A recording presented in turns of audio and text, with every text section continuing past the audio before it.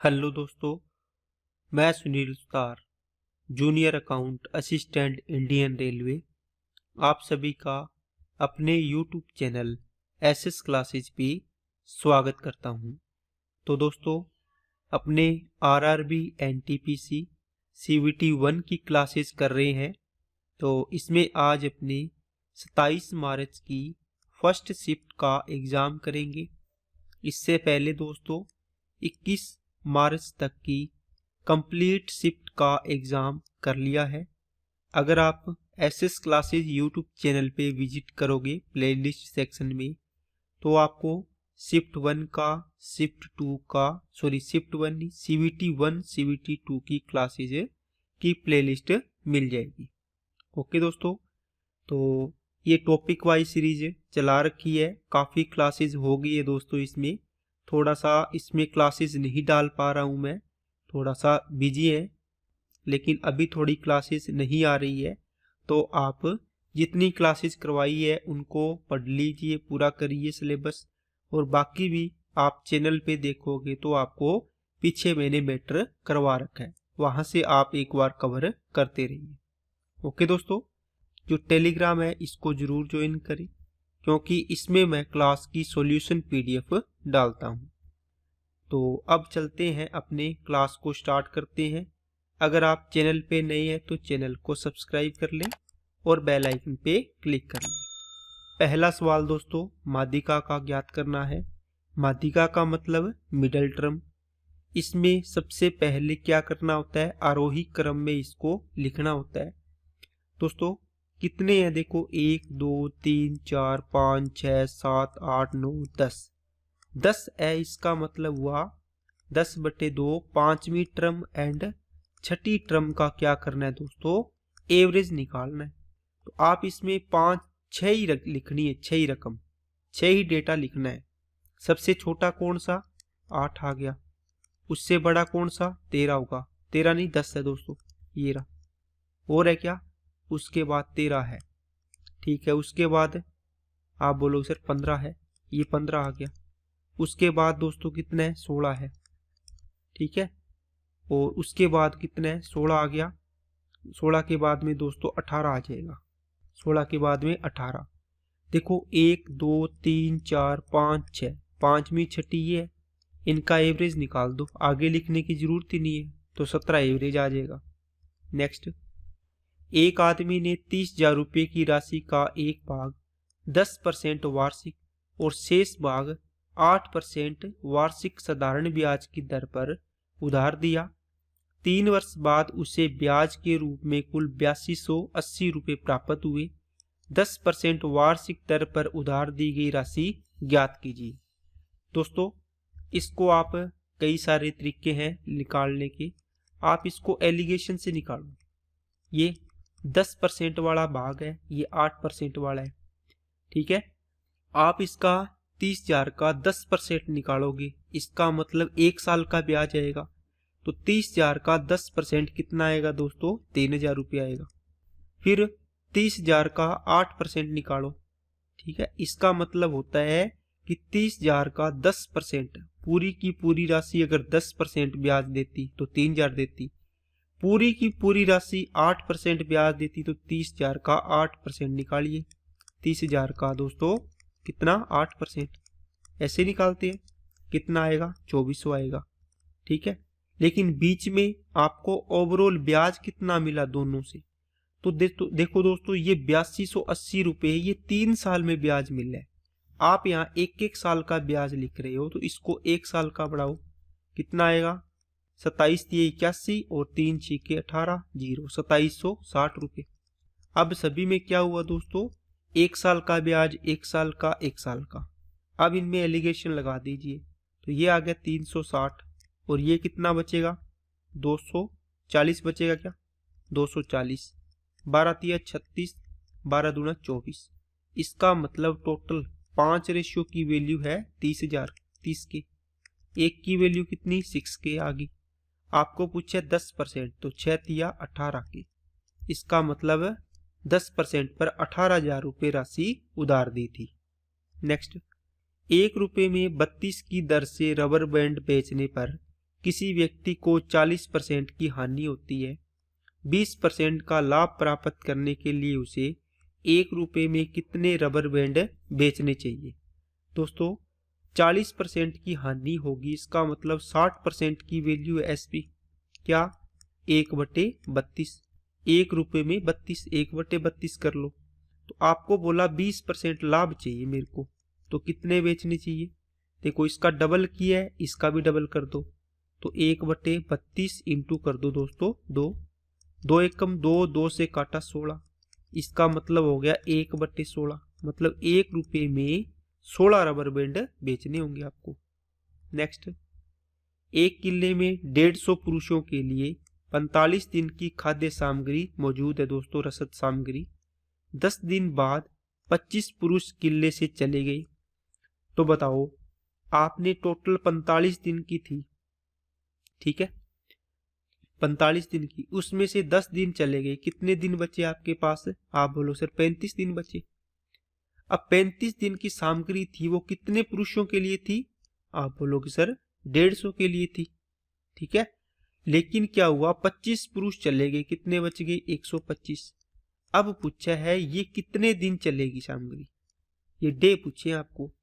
तो 125, 25 5 125, 25 6 150, 5 एकम 5, 5 7 35, तो एक्स की वैल्यू कितनी आएगी 6 7 42 दिन चलेगी। नेक्स्ट, किसी षटभुज के अंतः कोणों के मापों का योग कितना होगा, n-2 इंटू 180 डिग्री। दोस्तों n का मान षटभुज का मतलब n की वैल्यू 6 होगी, तो 6 में से 2 हो गया 4 इंटू 180 का मतलब कितना आ गया 18 चौके 72, 720। नेक्स्ट, एक व्यक्ति ने 4% वार्षिक साधारण ब्याज की दर पर एक निश्चित राशि उधार दी। 8 वर्ष में प्राप्त साधारण ब्याज की राशि उधार दी गई राशि से 340 रुपये कम होती है। उधार दी गई राशि ज्ञात करें। दोस्तों जो उधार राशि दी है वो आपका प्रिंसिपल होता है, मान लो 100% था। ये कहता है कि 4% की दर से कितने साल के लिए, 8 साल के लिए, तो ब्याज कितना मिलेगा एसआई परसेंटेज। आप बोलोगे सर 4 8 32% मिलेगा। ये बोला कि जो राशि आपने उधार दी और जो आपको ब्याज मिला है ना, तो वो कितना इससे कम है 340। इसका मतलब इन दोनों का अंतर दे रखा है आपको, कितना 340, इनका अंतर कितना आ गया 68%, तो बराबर किसके 340 के। तो 100% की वैल्यू निकालनी है दोस्तों, कितना गुना है 5 गुना, इसको भी 5 गुना कर दो, कितना आ जाएगा 500 आ जाएगा, तो आंसर आ गया 500, ठीक है ना। इसलिए बोला 8 वर्ष में प्राप्त साधारण ब्याज कितना 32%, उधार दी गई राशि से 340 कम है। देखो उधार दी 100%, उससे 340 कम है कितनी, ये ब्याज। ऐसे कर लो चाहिए, बाद में आप इसको इस साइड लेके जाओगे ये इधर चला जाएगा, तो सेम चीज बनेगी, ठीक है। नेक्स्ट, इनका दोस्तों एचसीएफ निकालना है। 16.5 है, इसका पॉइंट हटाओगे नीचे 10, 45 इसको कर दो नीचे 100, और ये कितना आ जाएगा 15/1। दोस्तों आपको बताया है डेसिमल का फ्रैक्शन निकालते हैं तो नीचे सबसे ज्यादा जीरो है उतनी जीरो बना लो, इसमें नहीं है तो इसमें भी ऊपर कर दो, ठीक है। अब क्या करो, एचसीएफ निकालना है तो ऊपर वालों का क्या निकालो दोस्तों एचसीएफ, नीचे वालों का एलसीएम। तो 165, 45 और 1500, इनका एचसीएफ कितना आएगा 15 आ जाएगा, और इनका एलसीएम कितना आ जाएगा 100 आ जाएगा, तो कितना हो गया 0.15 हो गया। तो आंसर आ जाएगा आपका दोस्तों कितना आना है, ये आंसर हो गया। नेक्स्ट, किसी वाहन को ओवरहोलिंग से पहले 90 दिन पर 5/6 घंटे के सर्विस टाइम की आवश्यकता होती है, जबकि ओवरहोलिंग के बाद इसे प्रत्येक 120 दिन पर 5/6 घंटे के सर्विस टाइम की आवश्यकता होती है। बाद वाले मामले में ओवरहोलिंग से पहले लगने वाले सर्विस टाइम के कितने हिस्से की बचत होती है। ये दोस्तों सवाल आपको समझ में भी नहीं आया होगा, अच्छा सवाल है ये, एलसीएम एचसीएफ का सवाल है दोस्तों, ठीक है। देखो कैसे करते हैं, इसका मतलब है कि प्रत्येक 90 दिन, जैसे मान लो आप अपनी बाइक की सर्विस करवाते हो, ठीक है, तो आप हर 90 दिन बाद 3 मंथ बाद आप सर्विस करवा रहे हो, तो पहले 90 दिन, फिर 180 दिन में, है ना, फिर 270, फिर 360। इसका मतलब ये था हर 90 डेज में। दूसरा केस, हर 300, प्रत्येक 360 दिन बाद आप सर्विस करवा रहे हो दूसरी बाइक की, है ना, उसी बाइक की मान लो, तो इसमें आपको कितनी बार सर्विस करवानी पड़ेगी? आप बोलो सर 1 2 3 4, कितनी बार? 4 बार। इसमें 360 दिन में एक ही बार, हर 360 दिन बाद। इसमें कितना टाइम लगेगा? एक में 5/6, तो 4 में इतना टाइम लग गया। इसमें एक में इतना, तो 5/6 इतना टाइम लग गया। अब दोस्तों ये हो जाएगा 20/6 और ये हो जाएगा 5/6। अब ये प्री ओलिंग के पहले का टाइम है, ये बाद का टाइम है। P4 पहले, P4 बाद। आपको पूछा बाद वाले मामले में 5/6 ओवरऑलिंग से पहले लगने वाले सर्विस टाइम के कितने हिस्से की बचत होती है? तो दोस्तों इसमें आएगा 20/6 आ जाएगा। 6 से 6 कैंसिल हो गया, 5 एकम 5, 5 चौके 20, 1/4 आंसर आ जाएगा। ये ऑप्शन गलत दिए हुए हैं, 1/4 आएगा आंसर, ठीक है। बाकी दोस्तों आप क्या करो, 90 और 360 का एलसीएम लेना है, कितना आएगा? 360 आएगा, ठीक है। अब 360, 90 दिन, 360 दिन, तो 360 दिन आपका एलसीएम आ गया। इसका मतलब अगर पहले वाला करोगे तो इसमें कितनी सर्विस करवानी पड़ेगी? 4 बार, है ना। और कितने? एक बार में 5/6 घंटे टाइम लगता है, रेशियो बना लो इनका। दूसरे में 360 दिन एलसीएम है, हर 360 दिन दूसरा 360 से डिवाइड करोगे, एक आएगा, एक ही बार करवानी पड़ेगी। कितना टाइम लगता है? 5/6। ये कैंसिल हो गया, ठीक है। अब कहता है कितने हिस्से, तो ये 1 पहले कितना? 4, 1/4 आंसर आ गया। नेक्स्ट, एक बेलनाकार खंबे का वक्र पृष्ठीय क्षेत्रफल 66 मीटर स्क्वायर है, इसका आयतन 231 मीटर क्यूब है, इसकी त्रिज्या ज्ञात करें। दोस्तों 2πr/h बराबर कितना? 66 दे रखा है, और बेलनाकार इसका आयतन कितना होता है? πr² होता है। ये कितना? 231। दोनों का डिवाइड कर दो, ये कट गया, ये कट गया, ये कट गया, r बचा नीचे, 2 से काट दिया 33, 33 से काटा 7 बार, तो r की वैल्यू कितनी आ गई? 7 मीटर। नेक्स्ट, ए और बी की आय का अनुपात 3:2, व्ययों का अनुपात 5:3। यदि उनमें से प्रत्येक 2000 रुपये की बचत करता है तो इनकी आय का अंतर, दोस्तों ए और बी, ठीक है, इनके इनकम का रेशियो है 3:2, इनके एक्सपेंडिचर का रेशियो है 5:3। ये एक्सपेंडिचर हो गया, ये इनकम हो गया। सेविंग, तो दोस्तों कितने कितने रुपए की बचत करते हैं? 2,000 रुपये की, सेम है, ठीक है। इनके रेशियो का अंतर करो, 10 और 3 तिया 9, एक रेशियो का अंतर आया। अब इनका करो, 5 दूनी 10, 5 दूनी 10 और 3 दूनी 6, एक की वैल्यू 4,000 अंतर आ गया, ठीक है कि नहीं है। आपको क्या पूछा है? उनकी आय का अंतर, कितना अंतर है? 1, एक की वैल्यू 4,000 आंसर आ जाएगा। नेक्स्ट, ये दोस्तों आपको आरोही क्रम में व्यवस्थित करके दिया है, आंकड़ों की माध्यिका 63 है, x का मान ज्ञात करें। अब देखो 1 2 3 4 5 6 7 8 9 10, कितने आंकड़े हैं? 10 है। 10 का मतलब हुआ 10/2, पांचवा एंड छठे टर्म का दोस्तों क्या होगा? एवरेज होगा, बताया है ना पहले। तो इसमें देखो 1 2 3 4 5, एक तो पांचवी और छठी ये होगी, इनका एवरेज करना है। x + 2 डिवाइड बाई 2 बराबर कितनी माध्यिका? 63 दे रखी है, तो 2x + 2 बराबर हो गया 126 हो गया। 2x बराबर कितना हो गया? 124। x बराबर कितना आ गया? 62, तो x की वैल्यू आ गई दोस्तों 62। नेक्स्ट, ये अच्छा सवाल है दोस्तों, इसको x की वैल्यू निकालनी है। क्या करोगे आप? इनका स्क्वायर कर दो, तो x का स्क्वायर हो गया। देखो a + b है, क्या दिक्कत है? इनका स्क्वायर करो। √a + √b है, क्या होगा? a इसका स्क्वायर ए, इसका square b plus 2 into root a b, ये दोनों रूट में आ जाएंगे। तो 1 प्लस √3/2 ए का स्क्वायर प्लस 1 माइनस √3/2 बी का स्क्वायर प्लस 2, ये एक ही रूट में आ जाएंगे दोनों, 1 प्लस √3/2 और 1 माइनस √3/2 आ गया। अब दोस्तों ये प्लस माइनस कट गए, एक और एक 2 प्लस 2 इंटू ए प्लस बी ए माइनस बी, क्या होगा आप बोलोगे सर ए स्क्वायर माइनस बी स्क्वायर, तो ये हो जाएगा 1 माइनस 3/4 हो गया। √3, 3 का गुणा 3/2 2 4 हो गया। तो 2 प्लस 2 इंटू ये कितना 1/4, 1/4 ऊपर रूट है तो 1/2 बचेगा, 2 से 2 कट गया, 2 एकम 2 और 1 3 हो गया।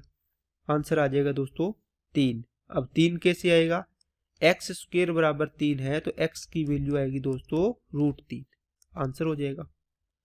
यहां वैसे लिखना था पॉजिटिव एक्स का धनात्मक एक्स का मान ज्ञात करें।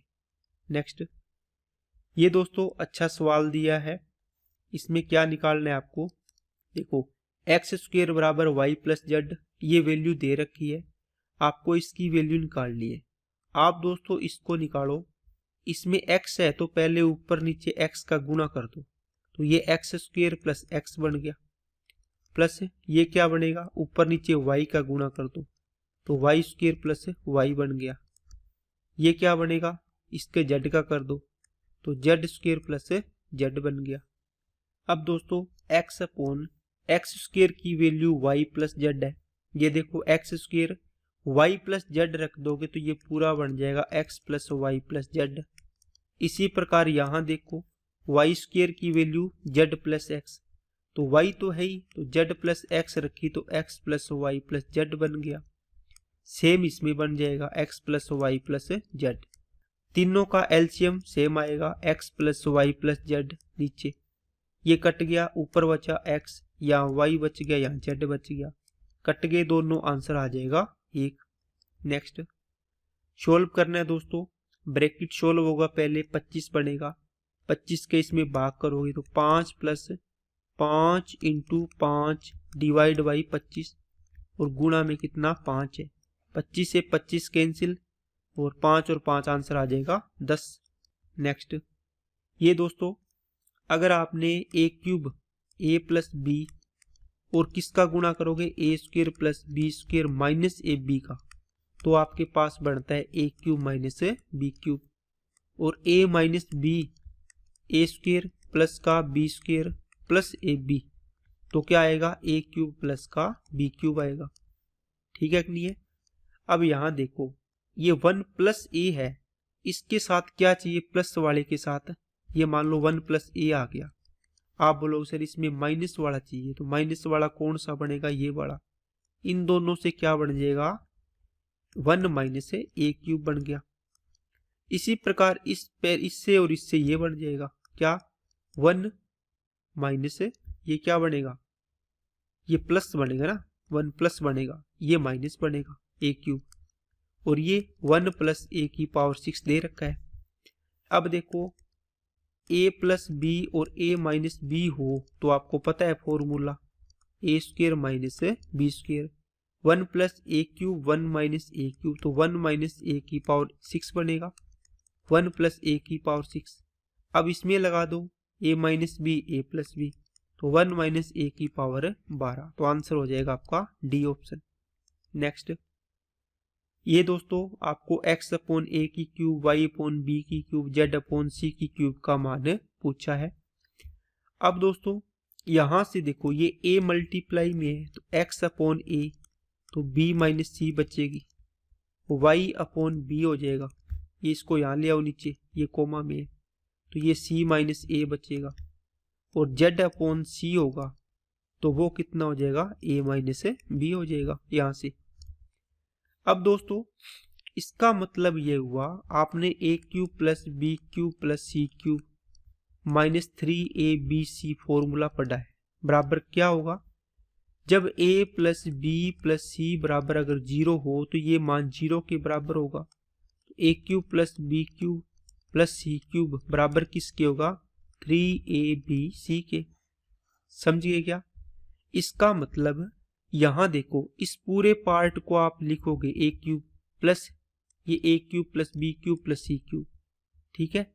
तो ये इन तीनों को ऐड करने से अगर 0 बन रहा है क्या, आप देखो ये ए हो गया, बी हो गया, सी हो गया, capital A capital B capital C मान लो। इनको ऐड करोगे तो क्या 0 हो रहे हैं क्या? आप बोलो sir b minus c plus c minus a plus a minus b, इनको ऐड कर दिया तीनों को, देखो इन तीनों को, तो बी से ये बी कट गया, सी से सी कट गया, ए से ए कट गया, 0 आ रहा है। इसका मतलब है आपका आंसर ये इसके बराबर क्या आएगा? आप बोलो सर इसके बराबर आएगा 3। ए की वैल्यू कितनी है x अपॉन ए, बी की वैल्यू कितनी है y अपॉन बी, और c की वैल्यू कितनी है z अपॉन सी। तो 3xyz अपॉन ABC आपका राइट आंसर आ जाएगा। ठीक है दोस्तों, अच्छा सवाल है। नेक्स्ट, ए जितना कार्य 2 दिन में पूरा कर सकता है, बी उतना ही कार्य 3 दिन में पूरा कर सकता है, और बी जितना कार्य 4 दिन में, सी उतना ही कार्य 5 दिन में पूरा कर सकता है। यदि ए अकेले किसी कार्य को 22 दिन में पूरा कर सकता है तो ए बी सी तीनों मिलकर उस कार्य को कितने समय में पूरा करेंगे?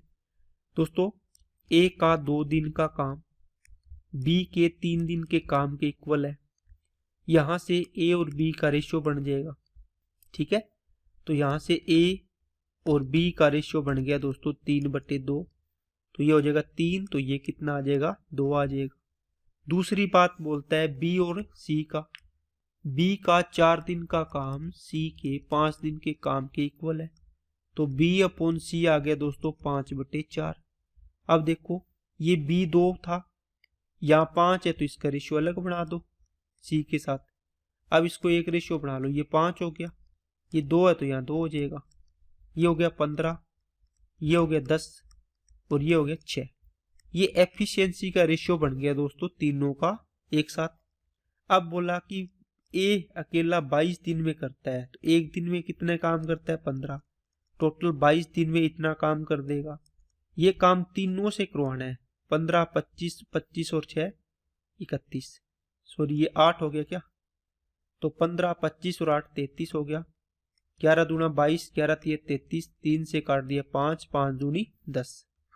ओके, नेक्स्ट, ये दोस्तों आपको लगा के नहीं दिया, 0.6666 होता है, तो ये इस पे बार लग गया। इसको सोल्व करते हैं तो 6y9 आता है, बार हटता है एक संख्या पर बार है तो नीचे 9 आ गया, 2 तिया 6 3 दूनी 6 और 3 तिया 9, तो 2/3 आंसर आएगा।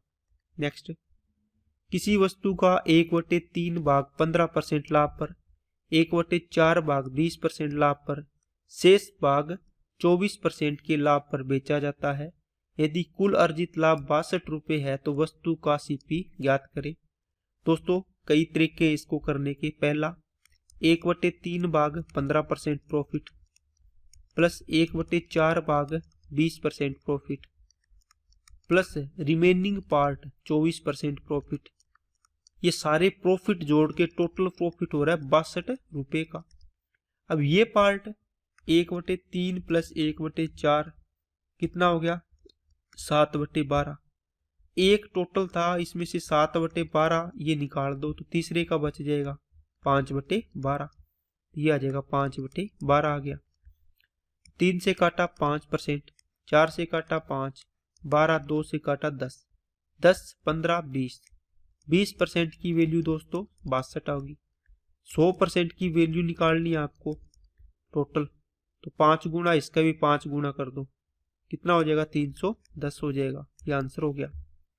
इसका दूसरा तरीका दोस्तों क्या लगाओगे, 1/3 1/4, इन दोनों का एलसीएम मान लो, कितना 12 मान सकते हो, लेकिन परसेंटेज निकालना है आप 1200 कर लो, क्योंकि प्रतिशत 2 0 चाहिए प्रतिशत हटाने के लिए, नहीं तो डेसिमल में जाएगा।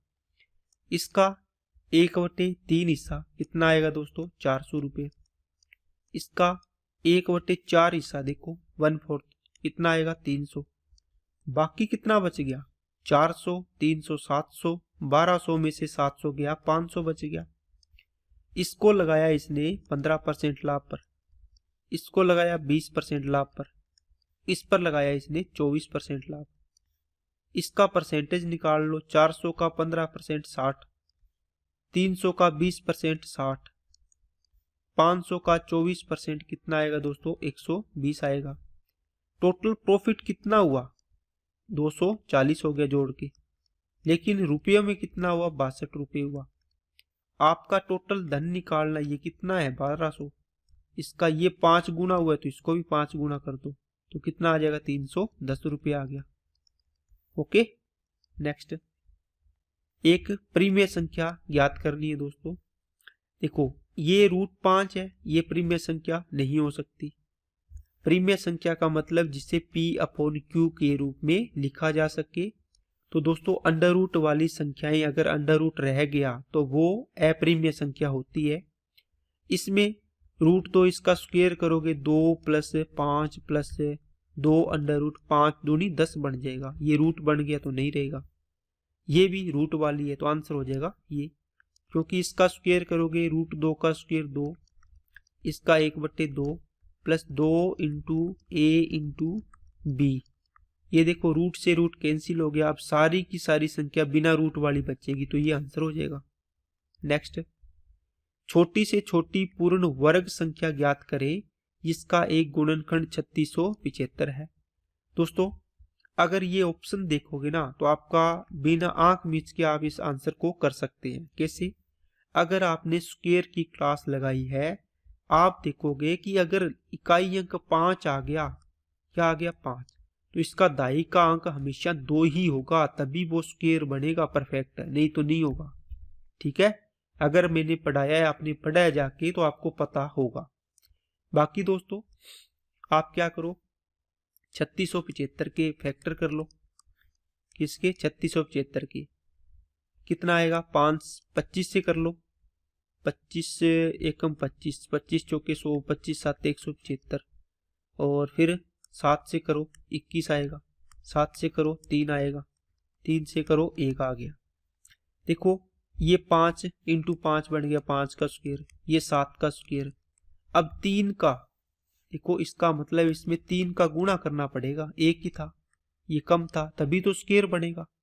तो इस 3675 में 3 का गुणा करोगे, 3 × 5 = 15, 3 × 7 = 21 और 1 = 22, 18 और 2 = 20, 3 × 3 और 2 = 11, तो आंसर आ जाएगा ये वाला। ओके, नेक्स्ट, किसी मकान की ऊंचाई h है, क्षैतिज भूमि से 45 डिग्री के कोण पर मकान से टिकी हुई 5.2 मीटर लंबी सीढ़ी मकान के ऊपर जाने के लिए पर्याप्त होती है। मकान की ऊंचाई, दोस्तों ये कोई मकान है, इसकी हाइट दे रखी है, ठीक है, यहां से ये हाइट होगी h, ये 90 डिग्री, ये इसकी सीढ़ी की लंबाई है 5.2 मीटर। अब दोस्तों ये कोण दे दिया 45 डिग्री, तो आपको अंडरस्टूड होने चाहिए आप ये भी 45 होगा, ये h है तो ये भी h होगी, बराबर होगी दोनों कोण अगर बराबर है तो आमने सामने की भुजाएं भी क्या होगी, बराबर होगी। अब दोस्तों आपको पता है ये दोनों बराबर है, मतलब ये 1:, ये भी 1:, तो ये कितना होगा, √2 रेशियो होगा। इसका मतलब √2 की वैल्यू 5.2 है, √2 की वैल्यू 5.2 है। आपको ऊंचाई पूछिए, मतलब 1 की वैल्यू पूछिए, कितनी आएगी, 5.2 बटे √2 आएगा। ये आंसर हो सकता था, लेकिन ऑप्शन में ऐसा आंसर नहीं है, तो क्या पूछा आपको पूछा है √2 से ऊपर नीचे गुणा कर लो, रूट हटा दो नीचे वाला, ये 2 बनेगा, 2 से काटोगे 2.6 आएगा, ठीक है, 2.6 इंटू कितना आ गया, √2 आ गया। अब दोस्तों इस फॉर्म में आंसर नहीं दिया है कहीं भी, इसने सोल्व करवाया है, 26/10 √2 था, इसको काटोगे कितना, 13, और ये कितना आएगा 5, तो 13 √2 डिवाइड बाई 5, ये आपका आंसर होगा। कहाँ है ऑप्शन, ये रहा। नेक्स्ट, P एक अभाज्य संख्या है, प्राइम नंबर है, यह Q² को विभाजित करती है, तो P इनमें से किसे अनिवार्य रूप से विभाजित नहीं करेगी। दोस्तों P कोई संख्या है ये क्यू स्क्वायर को डिवाइड करती है। मान लो p एक अभाज्य संख्या, मान लो 3 है अभाज्य संख्या, ये कोई भी संख्या क्यू स्क्वायर है, जरूरी नहीं p का ही मल्टीपल हो, है ना, कि आप p का स्क्वायर करो। क्यू स्क्वायर मान लो आपने 3 मानी p की वैल्यू, q मान ली दोस्तों आपने, मान लो 3 के मल्टीपल में होगा, स्क्वायर है तभी डिवाइड करेगी इसको। मान लो 81 है क्यू स्क्वायर, किसी न किसी संख्या का स्क्वायर है, ये 9 का स्क्वायर है, इसको डिवाइड करती है। आप देखो कर रही है, आप बोलोगे सर सही है कर रही है, ठीक है। p इनमें से ये बोल रहा है कि 2 इंटू क्यू स्क्वायर। अब क्यू स्क्वायर का डबल करोगे 2 इंटू 81 तो भी ये 3 से डिवाइड होगी। अब अगर आप 81 में एक ऐड करोगे, कितना हो गया, एक ऐड किया 82, क्या ये 3 डिवाइड कर देगी क्या इसको, आप बोलोगे नहीं करेगी, तो ये आंसर हो जाएगा इसका, ठीक है।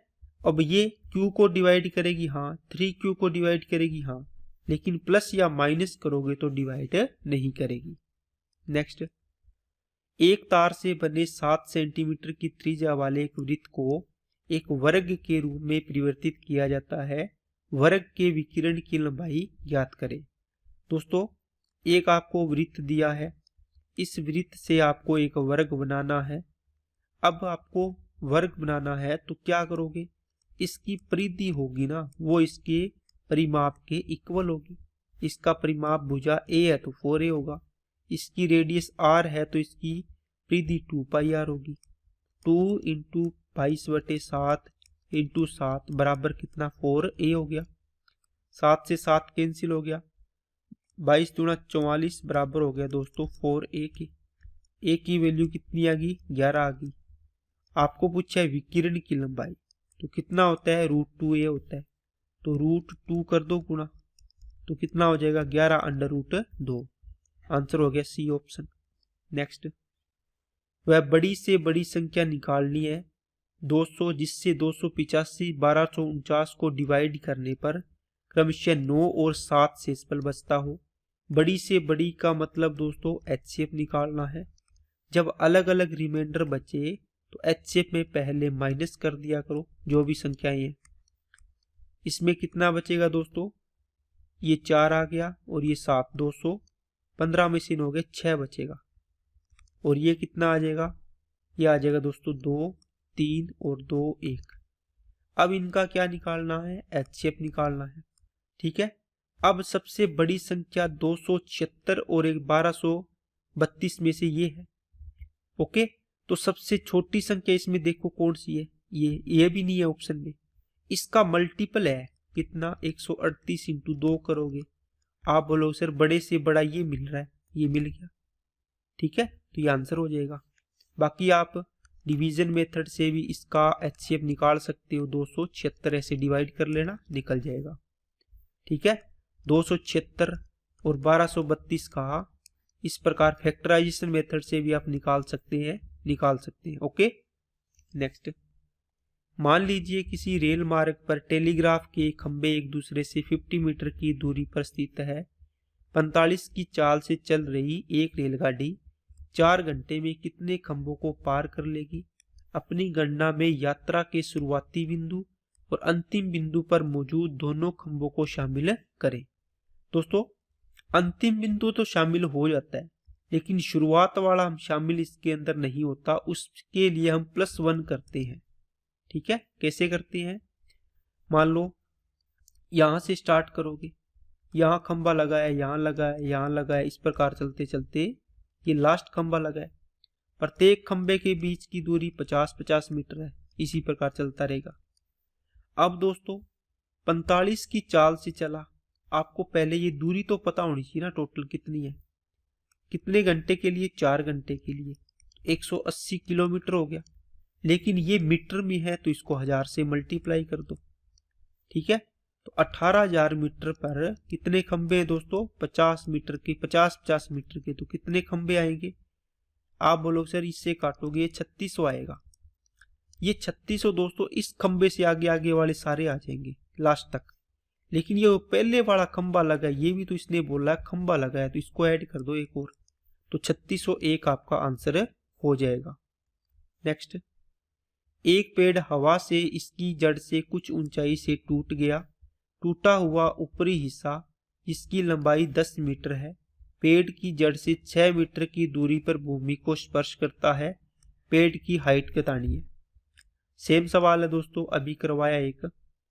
कैसा है देखो, एक कोई पेड़ था, ये अपना यहां से टूट गया, ऊपर वाला टूटा हुआ हिस्सा इस प्रकार यहां नीचे लगेगा जमीन पर। ठीक है दोस्तों, यहां जमीन पर नीचे लगेगा। अब ये कहता है कि टूटा हुआ ऊपरी हिस्सा इसकी लंबाई 10 है, तो ये टूट के कहा यहां नीचे चला गया, तो ये 10 होगी। ठीक है, पेड़ की जड़ से 6 मीटर की दूरी पर, ये जड़ है पेड़ की, इससे 6 मीटर दूरी पर एक पॉइंट है दिया हुआ है, कोई भी स्पर्श करता है जहां पर ये टूटा हुआ पेड़ का सिरा।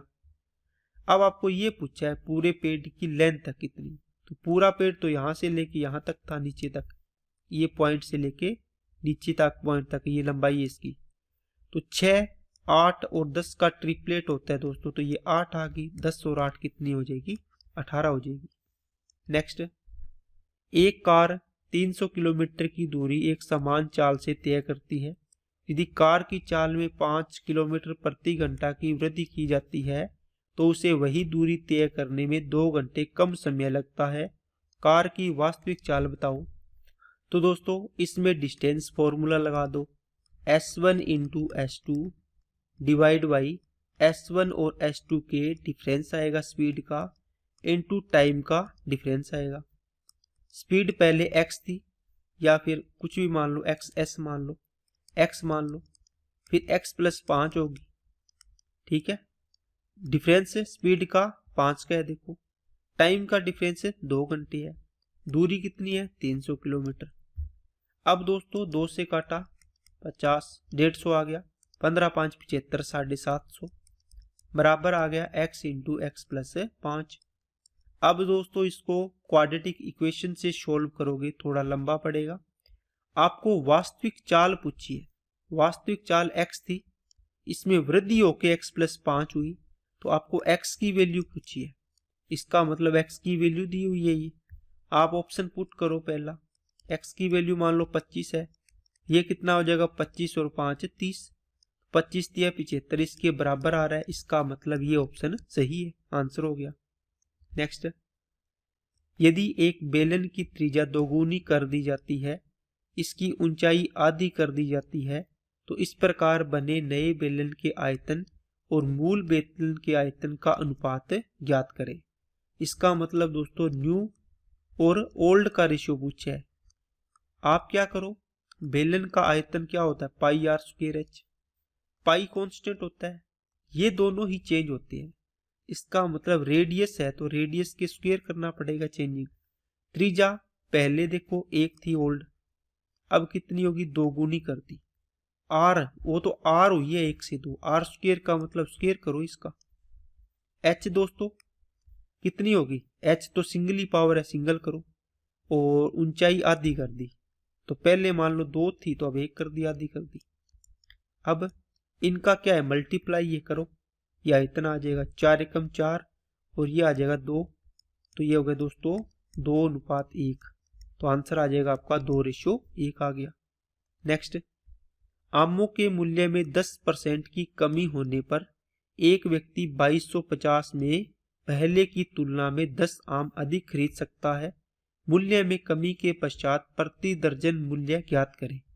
दोस्तों 10% की फ्रैक्शन होगी 1/10, प्राइस का रेशियो बोल रहा है कि 10 से कितना हो गया, 1 की कमी होने से 9 हो गया। क्वांटिटी में क्या फर्क पड़ा, 9 से 10 हो जाएगी। क्यों दोस्तों, क्योंकि टोटल 2250 सेम है हर कंडीशन में, पहले और बाद में। इसमें एक पार्ट बढ़ा, एक की वैल्यू कितने आम खरीद सकता है ज्यादा, 10 आम। ये क्वांटिटी पहले 9 आम खरीदता था तो अब 10, इसका मतलब एक रेशियो ज्यादा खरीदता है, तो एक की वैल्यू 10 आम के बराबर है ना। तो 9 की वैल्यू 90 आम, 10 की वैल्यू 100 आम। अब ये कहता है मूल्य में कमी के पश्चात, ये ओल्ड था और ये न्यू हो गया, मतलब यहां पर मूल्य में कमी हो गई थी। ये पूछे कि 100 आम है ना, इनका प्रति दर्जन मूल्य बताओ, तो टोटल 2250 रुपए थे, है ना 100 आम का मूल्य। आपने 100 से डिवाइड कर दिया, एक काम आ गया। अब आप इसमें 12 का गुणा कर दो दर्जन बनाने के लिए, तो ये 12 अंक का आ जाएगा। 0 से 0 और कैसे आएगा, 5 से इसको डबल कर दो तो ये हो जाएगा 450 और इसको आधा कर दो 6, नीचे 10 है। 0 से 0 45 छिके 270, तो आंसर आ जाएगा 270 रुपये प्रति दर्जन। नेक्स्ट DI आ गई दोस्तों। दी गई तालिका के अनुसार कितने प्रतिशत उम्मीदवारों सामान्य ज्ञान में 20% से कम अंक प्राप्त किए।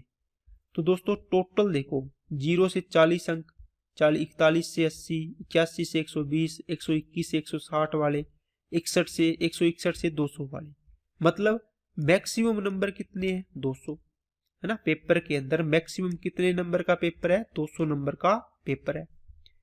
अब कहता है 20% से कम, तो 20% निकालो कितने हैं। आप बोलोगे सर जिसके 40 नंबर आए, 40 नंबर से कम आए हैं, तो वो लोग बताने सामान्य ज्ञान कहाँ है दोस्तों। आप बोलोगे सर सामान्य ज्ञान ये रहा, तो 40% से कम, 20% से कम, इसका मतलब यही है 0 से 40 वाले। तो 2200 कितने, 19 है। कितने में से, टोटल कितने हैं, 10,000 है। देखो ऊपर ये रहे 10,000 में से, तो 100 में से बताना है कितने परसेंट है। 0 से 0 और पॉइंट लगाओ तो 22.19% आपका आंसर आ जाएगा। नेक्स्ट, तर्क शक्ति के मूल्यांकन हेतु उम्मीदवार को अंग्रेजी में कट ऑफ अंकों से अधिक अंक प्राप्त करने चाहिए। यदि अंग्रेजी के लिए कट ऑफ अंक 40% है तो तर्क शक्ति के लिए कितनी उत्तर पुस्तिकाओं का मूल्यांकन किया जाएगा। देखो दोस्तों ध्यान से पढ़ना सवाल को। कहता है कि रीजनिंग है, रीजनिंग होगा या एबिलिटी बोला, रीजनिंग एबिलिटी, ठीक है। रीजनिंग में मूल्यांकन हेतु आपकी कॉपी तभी चेक होगी जब आप इंग्लिश के अंदर क्या करोगे, 40% अंक लोगे। तो 200 का 40% निकालो, कितना आएगा। आप बोलोगे सर 200 का 40% कितने नंबर आ गए, 80 नंबर, ठीक है। 40% है कट ऑफ, 80 नंबर लोगे, इसका मतलब आप 80 नंबर तो ये हो गया 80 से अधिक वाले, कौन सा, ये देखो ये वाला खाना है, इससे ज्यादा वाले। तो तर्क शक्ति के लिए कितनी पुस्तिकाओं का होगा, तर्क शक्ति कहाँ है, ये रहा। इसका मतलब ये 80 से ज्यादा वाले हैं, इन सभी को ऐड कर लो, है ना। ऐड करने का तरीका भी दोस्तों ध्यान से देखना, आप कहीं 29 चौक पर इनको लिख के ऐड करने लग जाओ।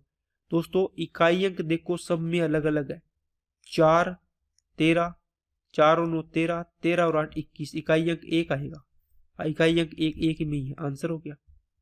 नेक्स्ट, दिए गए सभी विषयों में 80% से अधिक अंक प्राप्त करने वाले उम्मीदवारों की संख्या कितनी है।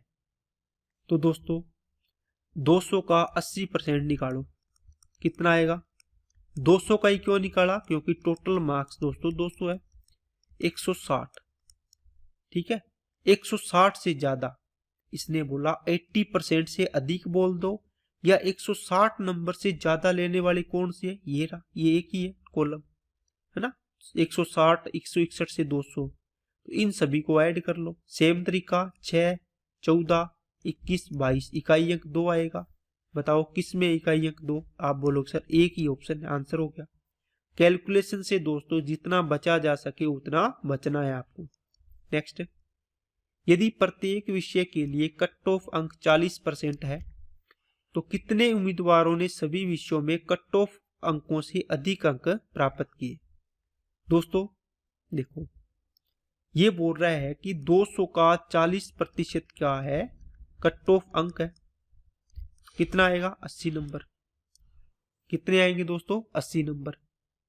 तो दोस्तों इसके अंदर 80 नंबर लेने वाले, 80 नंबर से अधिक, ठीक है, कट ऑफ मार्क्स 80 नंबर है, तो इसके अंदर जो आपको रेंज दी है 0 से 40, फिर 41 से 80, 81 से 120, 121 से 160, 161 से 200, आपको देखो 40 और 41 के बीच में आएंगे, 80 और 81 के बीच, है ना, 120 और 21 के बीच, 160 और 61 के बीच के जो डेटा है उनके बारे में कोई जानकारी नहीं है, इसलिए अपने इसका आंसर होगा कैन नॉट बी डिटरमाइंड, दिए गए आंकड़ों से निर्धारित नहीं किया जा सकता। ठीक है ना, क्योंकि इसके बीच में जो नंबर आएंगे जैसे 80.1 आ गया, 80.2 आ गया, 80.3 आ गया, तो वो नंबर आप इसमें नहीं बता पाओगे, इसलिए अपने इसका आंसर नहीं दे पाएंगे। ठीक है, अगर ये रेगुलर इंटरवल होता तो अपने 80 से ज्यादा वाले ऐड कर लेते। उसमें भी ऐड करने का तरीका क्या होता दोस्तों, अगर इतने सारे डेटा मान लो आपको ऐड करने पड़ते तो क्या करते, ऑप्शन में इकाई अंक देखते अलग अलग है सभी का। इस प्रकार के सवाल में आपको अलग अलग ही मिलेगा क्योंकि इतनी बड़ी कैलकुलेशन होगी। तो आप इकाई अंकों को जोड़ना, 2, 6, 8, 9, 13, 15, 24, 32, 38, 46, 53, 54, तो इकाई अंक 4 आएगा। इस प्रकार ऑप्शन अपने चेक कर लेंगे। ओके दोस्तों, तो आज की क्लास में इतना ही रखते हैं। वीडियो अच्छी लगे तो लाइक करना, चैनल को सब्सक्राइब नहीं किया तो चैनल को सब्सक्राइब करें और बेल आइकन पे क्लिक कर लें। अपने दोस्तों के पास ज़्यादा से ज़्यादा इसे शेयर करें। और आज के लिए इतना ही दोस्तों। Okay, thank you.